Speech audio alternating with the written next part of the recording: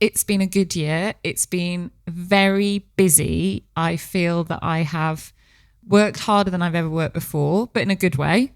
Lots of new challenges. I think I've traveled more this year, probably than I have in the past, and that's saying quite a lot. But I'm reaching the end of the year feeling like, yeah, I've put in the work, and I can feel that 2024 was a good energy year. There we are. That's how we'll summarize it.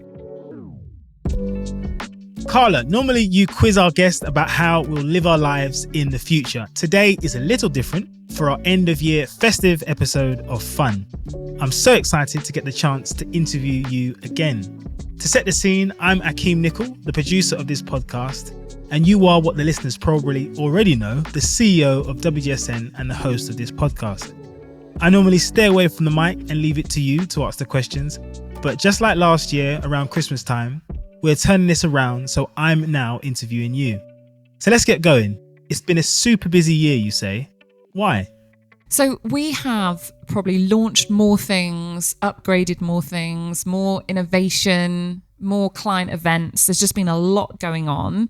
And I think that's probably part of living and running a company in this day and age. You can never sit back and just watch it evolve. You've got to really push that evolvement. You've got to push that innovation. And I'm really proud of that. So we've had new team members coming in, new launches, as I mentioned. And look, I've never been the kind of person who likes a sort of sedate, boring life. I like things to be interesting. I don't like being bored.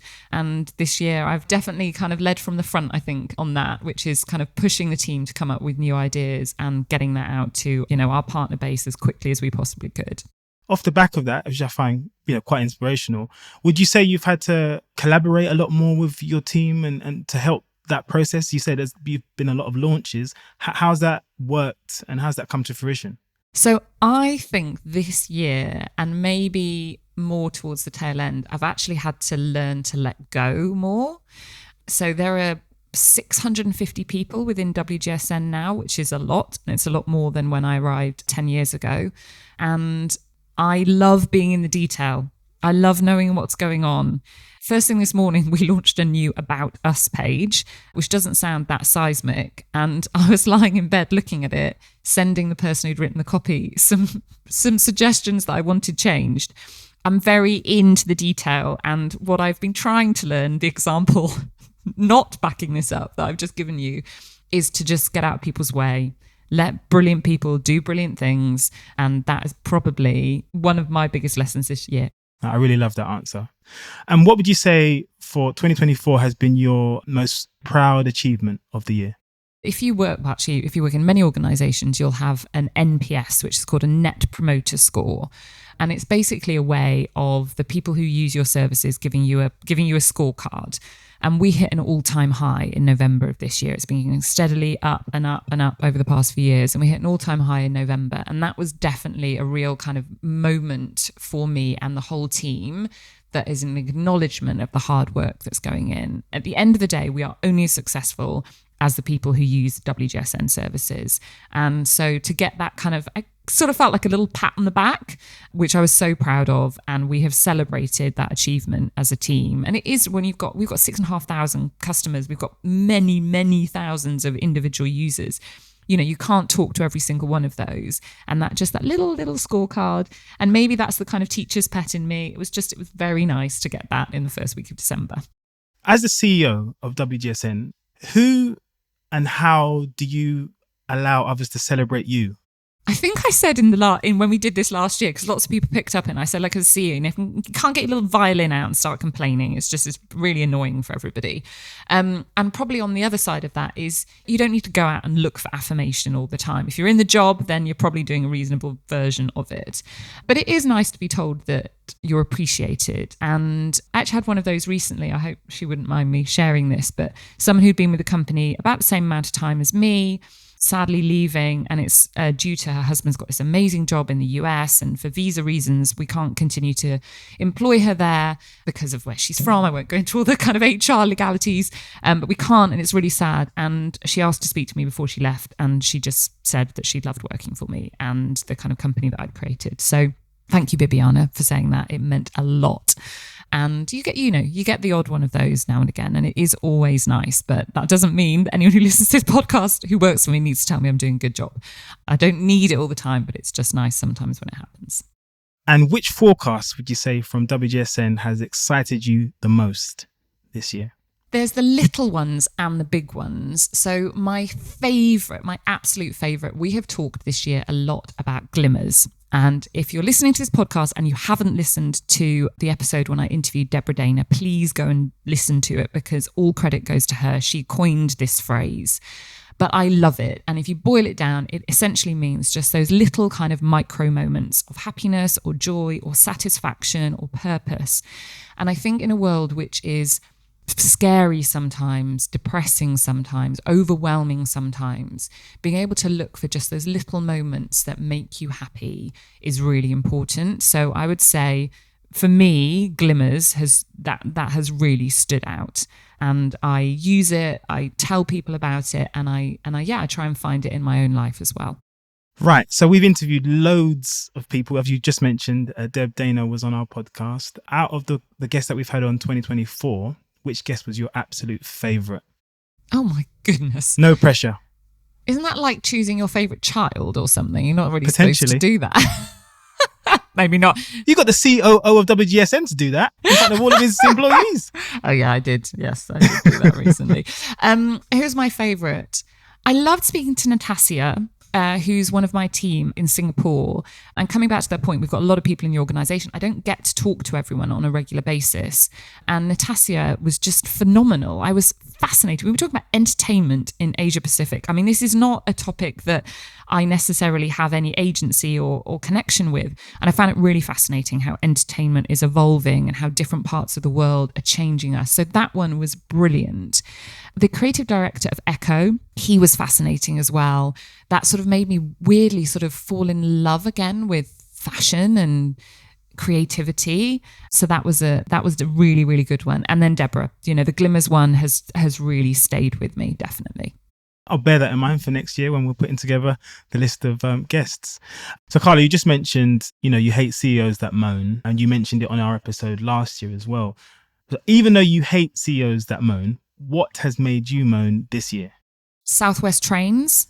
That's what I've moaned about the most. So I have a reasonably long commute, and we are back in the office, and we're definitely not back in the full, 9 to 5:30 that people were beforehand. Long story short, I have a long commute, and Southwest trains are absolutely useless. There you go. That's what I've moaned about the most this year. Perfect. Just picking up on what you've said there. So you said you're back in the office a lot more now.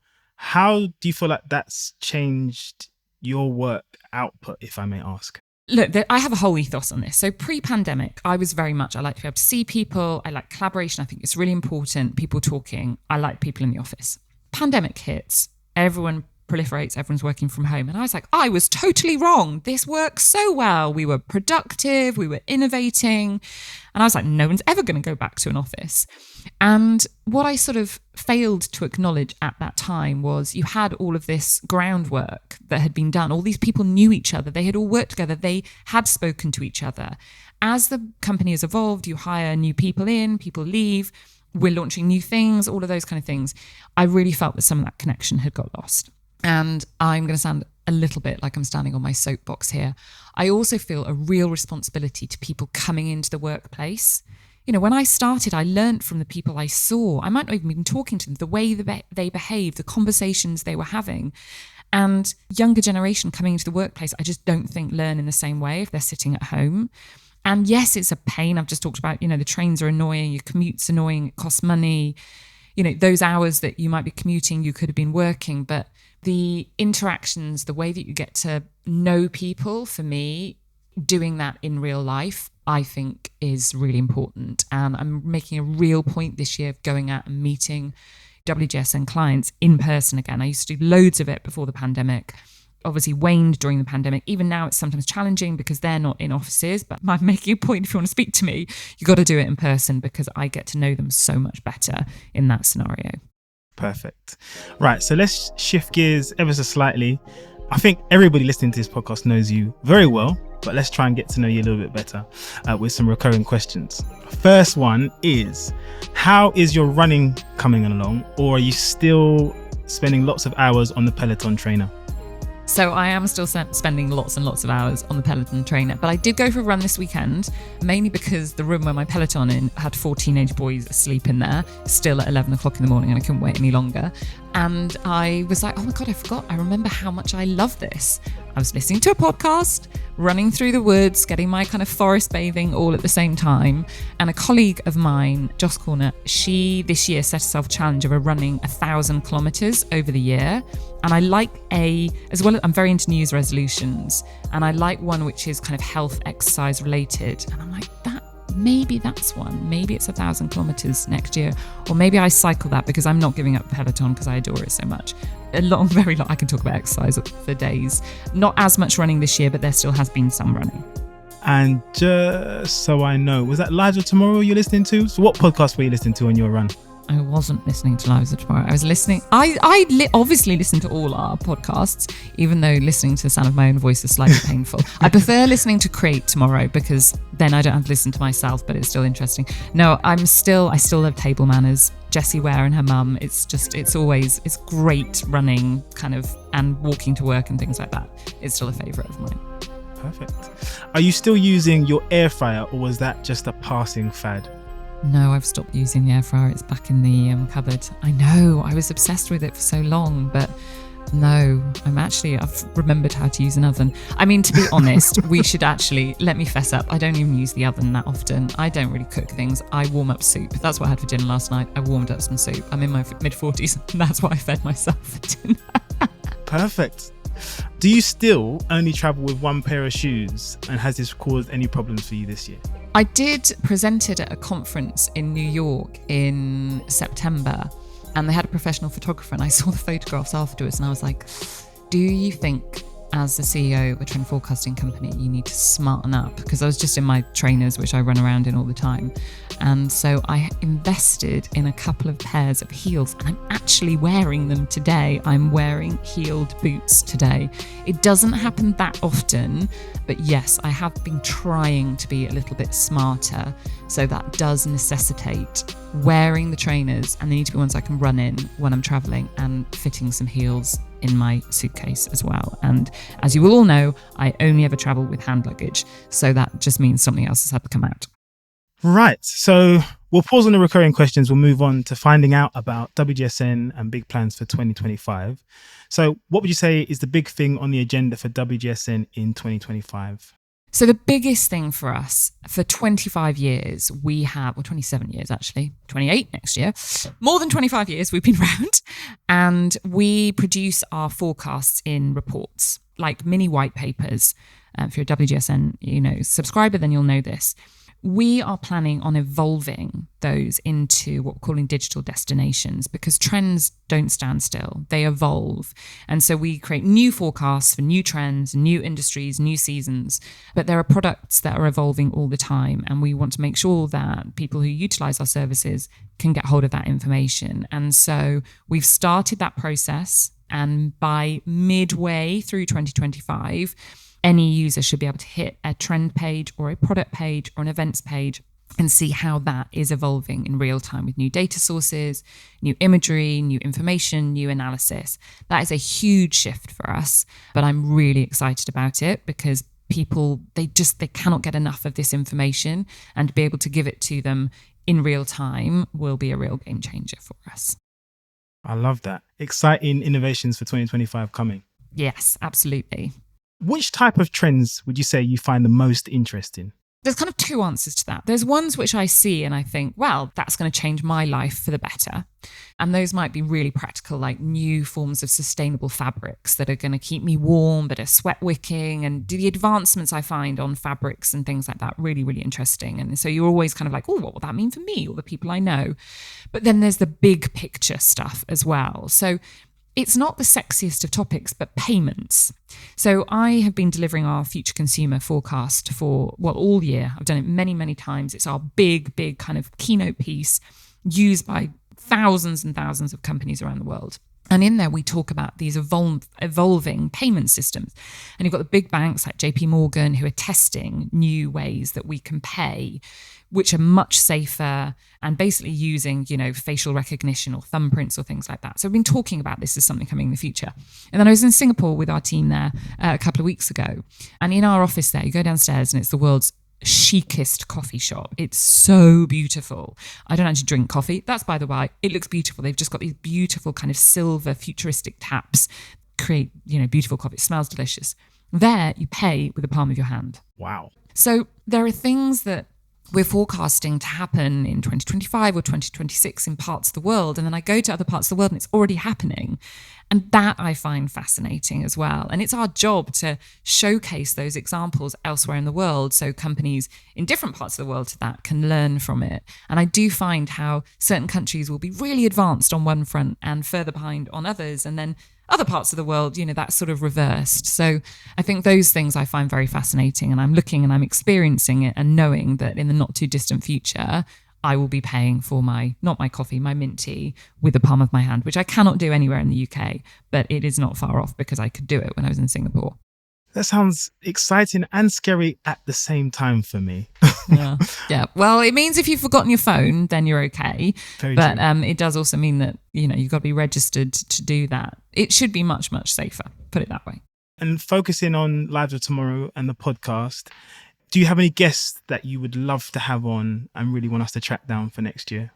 So one of the things that I'm a bit obsessed with at the moment is how society is sort of proliferating, the extremes that we're going to, and the things that depending on how much money you've got, you are able to access. And so let me take a kind of topical example. Things like tweakments, and I think we did a tweakments podcast years ago, are much more accessible and much more widely accepted. So back in the day, like if a Hollywood actress had Botox, it was kind of front page news and everyone would deny it. Whereas now, so many people partake in these and it's much more accessible, but it still costs a lot of money. And so I'm kind of fascinated, scared, nervous, anxious about if you have a certain amount of money, you can look a certain way, you can access certain things, and then that probably enables you to get access to more money. And so what does that mean for society that doesn't have access to those things? And the impact that has on all sorts of things. You see it in politics at the moment. Those who are less fortunate, who are less well off, speaking up and demanding change. Perhaps the areas of society that are more privileged, expecting a different outcome to elections. So I've just gone from Botox to politics, but it's all connected. And I think that I'm really interested in talking to more people about how they see that evolving and what we will need to do to create equality in society. And before we wrap up, are you more anxious or hopeful about the future of WGSN? Oh, I'm always hopeful. I'm not hopeful. I know that we have a bright future because I have an amazing team. We have the most passionate, committed people ever. People don't just come to WGSN as a job. And I'm so lucky that that's the case. And, even coming back to, why do I like being in the office? Because I learn things every single day because I have these people who are curious, interested and interesting. So no, the future is always bright. That's why I've been here for 10 years. I celebrated my 10-year anniversary with WGSN in September of this year. And I feel super, super lucky to be a part of this organisation. That's a huge achievement, one you should be really, really proud of. Thank you. Last question, Carla, is about this podcast. What would you say are your aims for 2025? What would you like to achieve on this podcast next year? So if you do what I do, you want growth. I think you don't get into a kind of a management position unless there is sort of a growth mindset that you've got. So I always want more people using WGSN, which means I want more people listening to Lives of Tomorrow. But that's not an ego thing. It's not even a kind of financial thing. It's because if you believe in what you do, then why would you not want more people to have access to that? And I've learned so much from this podcast, the interesting people that I've spoken to, both external and people who technically work for me. And therefore, the more people who can listen to this, the more people who can have their kind of horizons broadened or their minds blown by some of the topics that we've covered, that for me is only an amazing thing. So yeah, just lots more listeners would be lovely. Fantastic. And what a beautiful way to end. Thank you so much for being my guest on this episode of Lives of Tomorrow. My pleasure. Thank you. And that's it for this special episode of Lives of Tomorrow, in which we turn things around and have WGSN CEO Carla Buzasi as our guest.